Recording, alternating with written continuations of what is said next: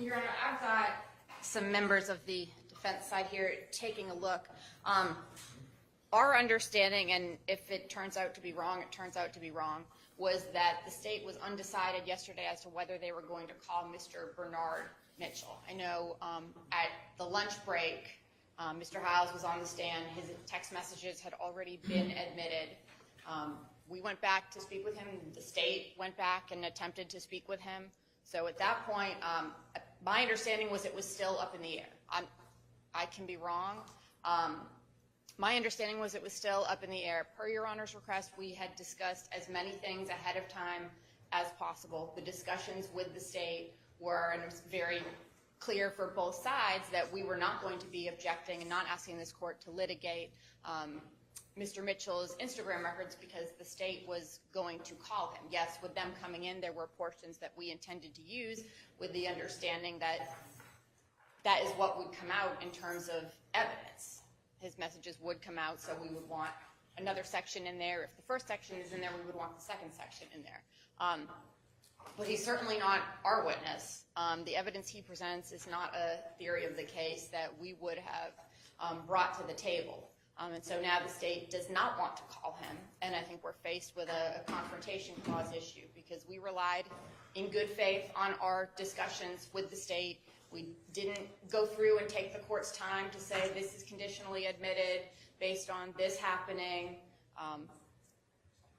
So we simply relied on what they represented to us. We had the evidence, came in, it was read out. I contacted the state last night to say, hey, I'm not sure what you want to do about this. We feel in a position that we are forced to ask for a mistrial. We really don't want a mistrial. We'd like to be able to rely on what we were told. And like I said, we're checking to see if there was something definitive on the record. But if Mr. Mitchell is not testifying, then we feel we have no option but to ask for a mistrial. Would the state like to be heard on that?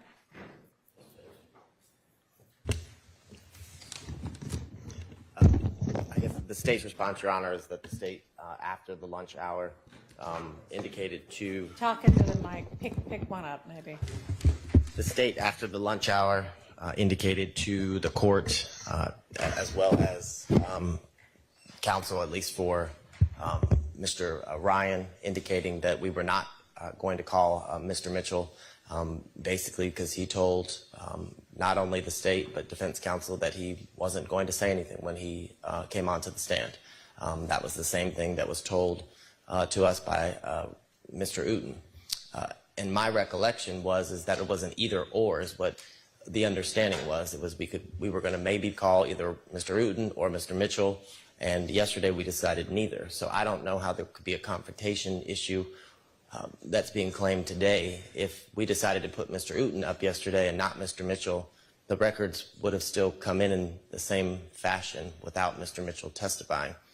More importantly, before any message came in as it related to Mr. Mitchell, the state indicated to defense counsel that we were not calling Mr. Mitchell. We indicated that to the court as well. And I don't remember y'all indicating anything to the court until the end of the day, y'all. But what I was told by the deputies was that the state had very clearly said they can be transported back. We are not calling either of them, and that was at or right after the lunch hour that I was told that. I asked yesterday morning, is this an either or? And yesterday morning, the state was definitely indicated, you know, it might be one, it might be the other, it might be both. We don't know yet. We still need to talk with everybody.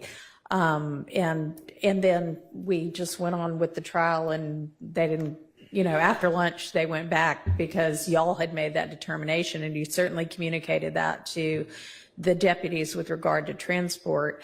And you are making the representation that you also let the defense know that? Do y'all disagree that the state let y'all know they didn't intend to call either witness? Excuse me. At the very end of the day, I had inquired to the court, said, you know, discuss what's going to be the order tomorrow, and I said, well, Mr. Mitchell, Mr. Uten, checking. Mr. Kokomo took a look, and before lunch, what was represented to the court said, you know, who are we going to get to? And they said, we may not get to him today. So That was before lunch. that was before lunch, and then we came back in, and everything was published. And everybody I mean, not everybody, but counsel for Mr. Ryan and counsel for the state spoke with, I guess, Uten and Mitchell over the lunch break.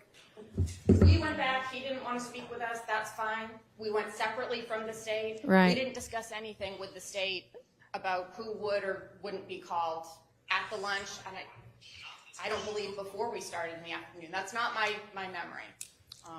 The announcement before lunch was we may not reach him today. They spoke with him. Obviously, at the end of the day, I still thought they would be called.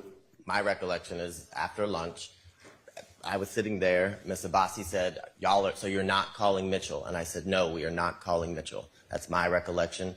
Before Mr. Howes began testifying after lunch, and we didn't call Mitchell. And the messages came in unobjected, or not objected to, and there's been no conditional admittance of evidence that's been permitted There has not. or agreed to by any of the parties during the trial of this case, at least at the time that I've been here. So it's my be the state's opinion that any objection to the messages that came in are waived at this point. Your Honor, our response is, we have difference of memory. That's fine. It is what it is. If the state knows they're not going to call him going into it, I don't think it's fundamentally fair for them to publish and then say, ha, you missed it. I don't think that's good faith. As far as, no, we didn't conditionally admit it, because we've done everything we can, at least for Mr. Ryan, to avoid taking up the court's time. This is what it was. We all agreed. We all understood. So that's how we proceeded. And now here we are, and we're stuck in a position we don't want to be in. Well, I'm not quite sure what to do with this. I have a representation from Mr. Abbate that the state communicated to defense counsel that they were not intending to call Mr. Mitchell or Mr. Uten, and that was communicated prior to Mr. Hiles' afternoon testimony in which this evidence came in. And Ms. Abbasi, you're saying, well, it's not my recollection, but I could be wrong. That might be. So I will not say my memory is perfect. I have no memory of having that conversation after lunch. I'm not going to say, Mr. Abbate's. I can't promise you my memory is 100% accurate, and I'm certainly not getting up and saying that Mr. Abbate's lying. I'm not going to do that. But I have no memory of that conversation at all. And, as I said, I brought up at the end of the day, what's the order of the witnesses? When are Mr. Mitchell and Mr. Uten coming in? I don't remember that. I had brought it up when we were asking about witnesses because I didn't know if the sheriff needed to bring them over. And that's what was coming up. Are you saying that you, on the record, asked when Mitchell and no, you didn't? That was at the very end of the day. We were just Amongst counsel? I believe Your Honor was on the bench when we were discussing just who are we getting to tomorrow. Yeah, I asked who we were getting to tomorrow. I don't recall you saying, when are we getting to Mitchell and Uten? Well, I don't recall the two of them being mentioned at all at the end of the day. I know I asked the state at that point, oh, you're not calling him? No. And at that point, the evidence had already been admitted. I'm asking you, did you make that statement on the record? I don't believe so. I We can don't check the either. record, but I don't think so. I think the last statement on the record was we may not get to them today. I don't recall that statement on the record or off the record. This is all a surprise to me this morning that now there's some debate about it, because everything I knew post-lunch yesterday, although through the sheriff's office, not through the state or the defense, was that a decision had been made and communicated that neither of them was going to be called. I mean, I can't really do much else with the... I don't see a basis for a mistrial. So we need to deal with Wooney Lee's evidence. And y'all are just going to have to communicate or put more things on the record or something if you want to avoid misunderstandings in the future. That's fine. We'll litigate everything forward.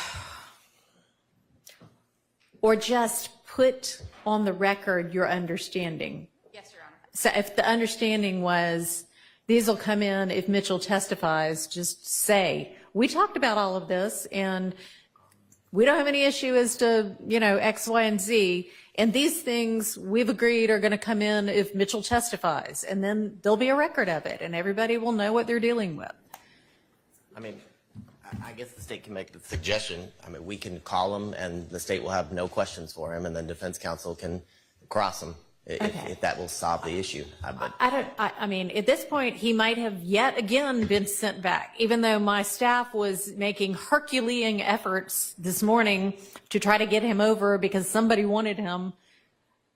At the bench, y'all said, nope, that's fine. We don't need him. And by y'all, I mean you, Miss Abbasi, said, that's fine. We don't need him. If y'all aren't calling him, fine. So we just communicated to the sheriff's office, they don't need him. I don't know where he is at this point. Okay. And Your Honor, Mr. Kokomo checked at the end of the day. I did inquire for the court, who do we need tomorrow, and gestured over to the door. And then that's when Ms. Love said, we've talked about it and we're not calling him. All right, well then, that's even more of a record against your recollection.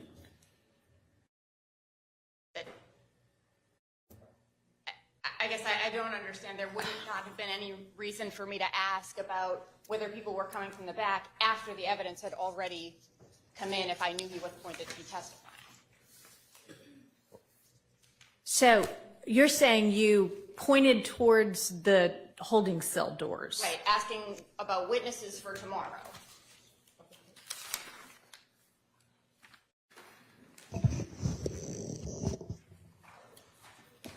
All right, well, that is no record upon which to grant a mistrial. Ms. Abbasi, you said that you kind of gestured in a vague direction towards the holding cell door at the end of the day without mentioning anybody's name and asked who the witnesses would be tomorrow, which is now today. And the state's answer did not include either of those people.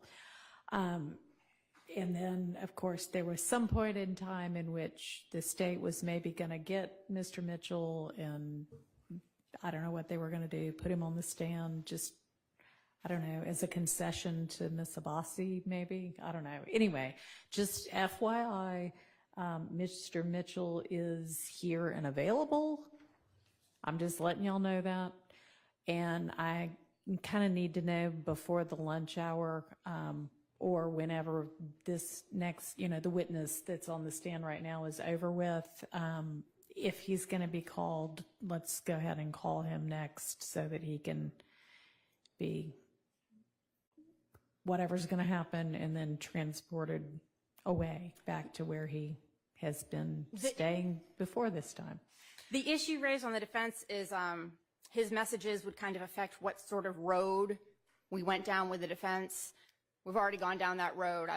All right. The mistrial has been denied. There's no further, I'm no longer insisting at this point he be called. Whatever damage has been done. So working with what we have. Just wanted to let y'all know. Okay, so then does the state want to call him? If not, tell me now and I'll have him shipped back. No, I think this line of hearsay questions has cured any sort of issue as it relates to a mistrial and confronting Mr. Mitchell, since she's been able to do it without Mr. Mitchell even testifying. All right. Thank you. Let's take our break.